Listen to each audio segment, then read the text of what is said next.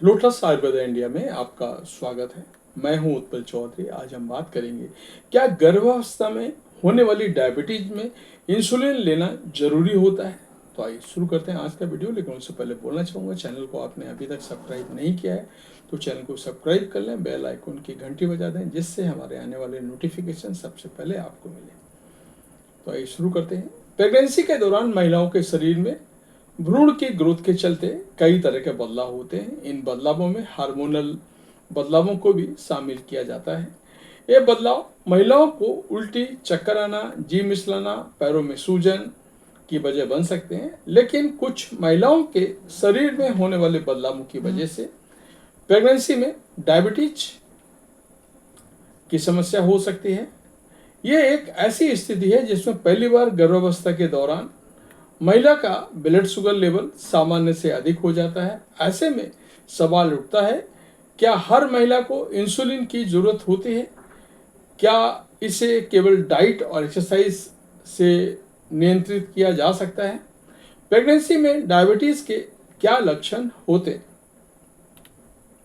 जब महिला का शरीर गर्भावस्था के दौरान पर्याप्त मात्रा में इंसुलिन नहीं बनाता है या इंसुलिन के प्रति शरीर की प्रतिक्रिया कम हो जाती है तो रक्त में ग्लूकोज का स्तर बढ़ने लगता है। इसे गर्भावधि मधुमेह कहा जाता है। ये आमतौर पर गर्भावस्था के दूसरे या तीसरे ट्राइमेस्टर में पाया जाता है और डिलीवरी के बाद अक्सर अपने आप ठीक हो जाता है। लेकिन इसे अनदेखा करना माँ और बच्चे दोनों के लिए खतरनाक हो सकता है। इस दौरान महिला के शरीर में दिखाई देने वाले लक्षणों को मैं और भी आपको बता रहा हूँ।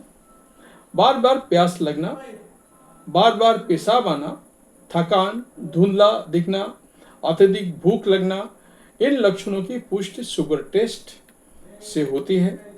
क्या हर केस में इंसुलिन जरूरी होता है?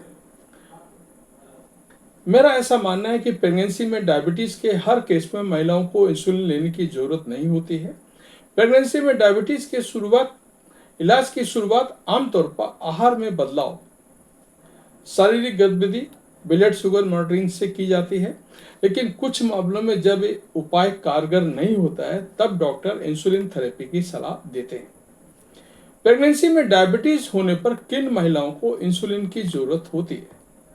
जब डाइट और एक्सरसाइज से ब्लड शुगर कंट्रोल ना हो, यदि महिला का फास्टिंग ब्लड शुगर 95 से ऊपर, खाना खाने के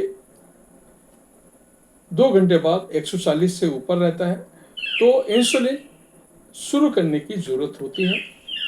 शिशु की ग्रोथ सामान्य से अधिक होना, ब्लड शुगर की वजह से बच्चा गर्भ में असामान्य रूप से बड़ा हो सकता है जिससे नॉर्मल डिलीवरी में समस्या आ सकती है।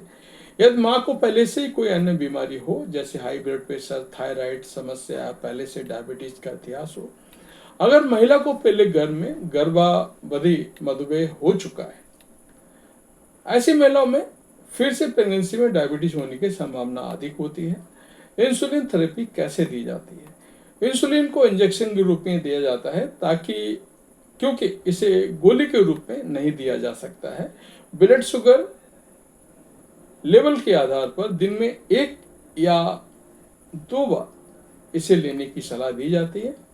यह पूरी तरह से सुरक्षित है और शिशु को भी कोई नुकसान इससे नहीं होता है। प्रेगनेंसी में डायबिटीज एक सामान्य लेकिन गंभीर स्थिति है जिसे नजरअंदाज करना खतरनाक हो सकता है। इंसुलिन का उपयोग केवल तब किया जाता है जब डाइट और एक्सरसाइज से शुगर लेवल कंट्रोल नहीं हो पाता है। यह एक सुरक्षित, प्रभावी, अस्थायी उपाय है जो माँ और शिशु दोनों के लिए फायदेमंद होता है। मेरा ऐसा मानना है, रोजाना निगरानी और पॉजिटिव सोच से आप एक स्वस्थ गर्भावस्था पूरी तरह की तैयारी आप कर सकते हैं। तो ये था हमारा आज का वीडियो। आपको कैसा लगा हमें अवश्य बताएं। धन्यवाद।